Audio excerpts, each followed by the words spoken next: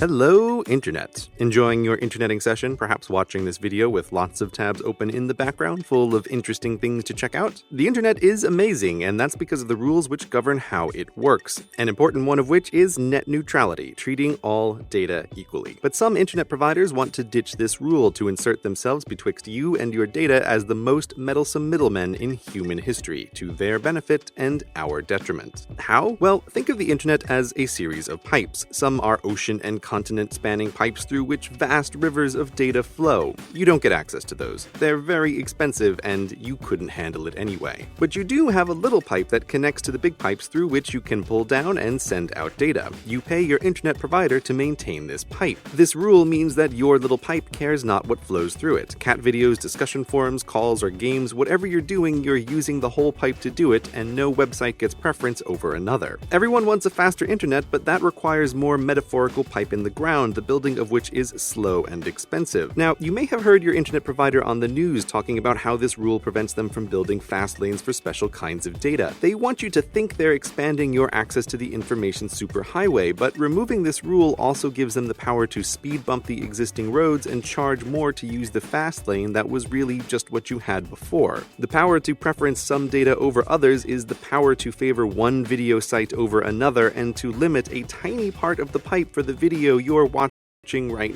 now, or trying to.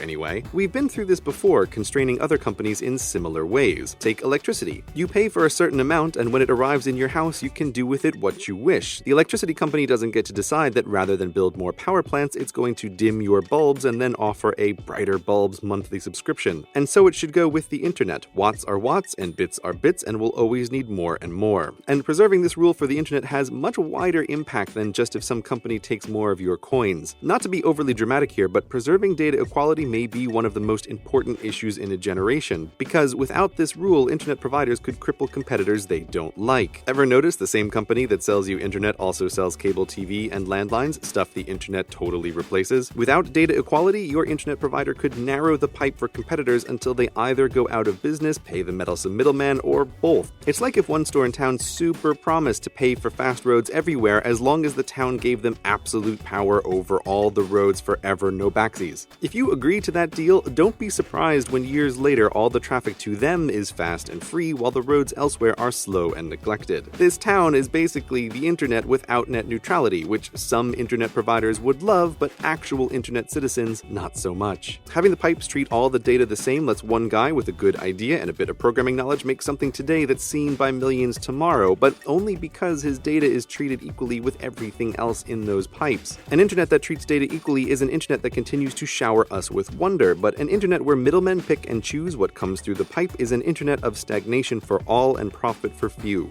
Which is why some internet providers will always want that control, so the cost of preserving our awesome internet is eternal vigilance on the part of good citizens to defend net neutrality.